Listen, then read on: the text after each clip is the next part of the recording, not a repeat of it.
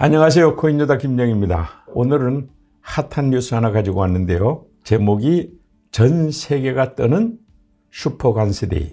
이제 곧 미국에서 닥칠 그 유명한 관세에 대한 얘기입니다. 요즘 관세하면요, 모든 기업하는 사람이 벌벌 떱니다. 그런데다가 여기 제목 자체가 비트코인도 덜덜 떤다. 이런 내용입니다. 우선 기사 내용만 읽어드리죠. 비트코인은 지난 11일 76,600달러 선까지 떨어졌다가 지난 24일 88,700달러 선까지 반등하며 좋은 흐름을 보였지만 주말 기간인 지난 28일부터 다시 급락하며 81,000달러 선까지 밀린 상태이다. 이렇게 된 이유는 금요일 밤 미국 경제지표 발표 이후 스태그플레이션 우려가 커졌기 때문이다. 아시는 분도 많이 알겠죠? 여기서 경제지표를 들고 나왔어요.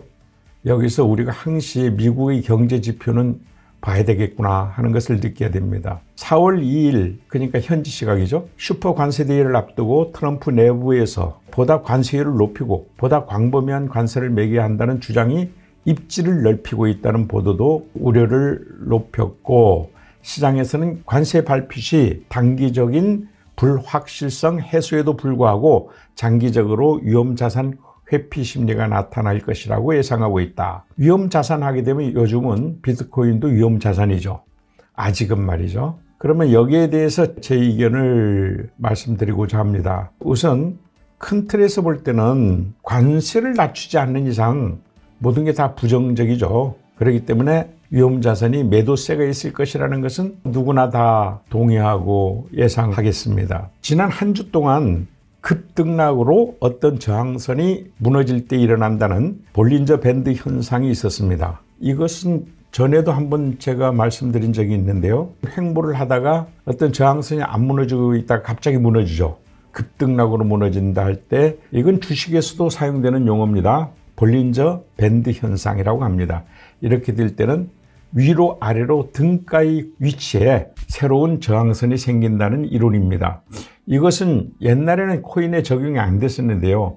요 근래 코인이 가격 등락폭이 적어지다 보니까 이 볼린저 현상이 작년, 금년 상당히 위력을 떨치고 있다는 점도 꼭 기억해 주시기 바랍니다.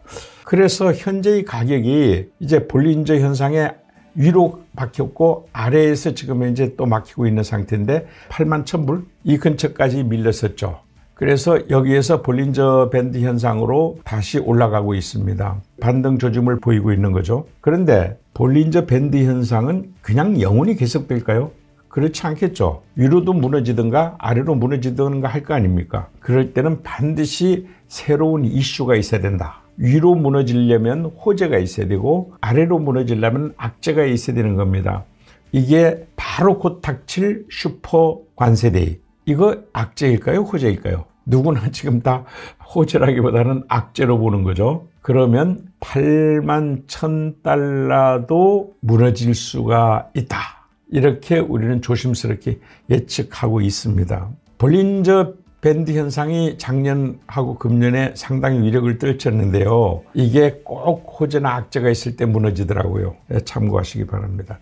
그럼 이때 우리의 대응 전략이 뭘까요? 우리도 어떤 대응을 해야 될 거 아닙니까? 장기 투자자들이 만일 81,000달러가 무너졌을 때의 대응책은 다단계 저점 매수의 가장 좋은 기회입니다. 다단계란 말을 붙였어요.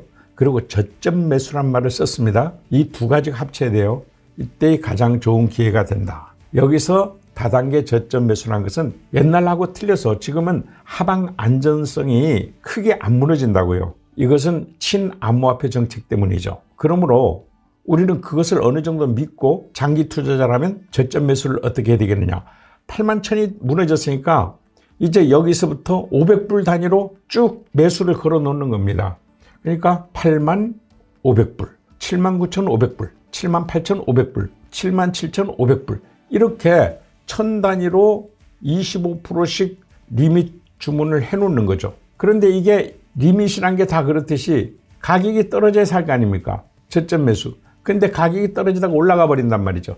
그러면 그때만은 제일 밑에 있는 것을 위로 올려서, 그러니까 81,500불 그랬으니까 그 위에는 81,500불이겠죠. 그러니까 반등을 4% 이상 했을 때 제일 밑에 있는 것을 4% 올린다는 얘기입니다. 이런 것들은 참 재미있는 방식이에요. 이것은 특히 조정 구간에서 장기 투자자들이 용돈을 투자하는 데 가장 유효한 방법이고 여윳돈 투자하는 데 가장 유익한 방법입니다. 꼭 기억해 두세요. 그런데 이것도 말이죠. 조금만 더 나아가면 언제가 팔아야 되잖아요. 팔 때는 다단계로 안 팝니다. 단숨에 팔고 또 다단계로 사겠죠. 이런 요령이 꼭 필요하다. 그런데 트레이더들은 그렇게 하면 될까요? 당연히 안 되겠죠. 트레이더들은 올라갈 때도 벌고 내려갈 때도 벌어야 되는 사람들 아닙니까? 그렇기 때문에 이럴 때는 우선 지금 진입해 있다 그러면 반드시 OCO로 정리를 세팅해 놔야 됩니다. 그러니까 이만큼 올라가면 팔겠다. 또 이만큼 내려도 안전장치로 조금 손해보고 말겠다. 이런 OCO 장치, 선물거래선 TPSL이라고 합니다.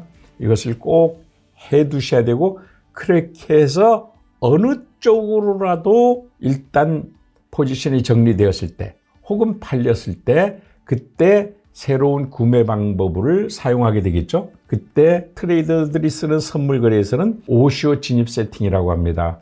OCO 진입 세팅은 위로 가면은 숏 포지션으로 세팅하고 밑으로 가면은 롱 포지션으로 세팅하는 방법이 되겠습니다. 이것은 트레이더들의 얘기니까요. 일반인들은 아까 얘기했듯이 다단계 저점 매수 방법만 알면 되겠습니다. 이상 코인요다 김영희였습니다.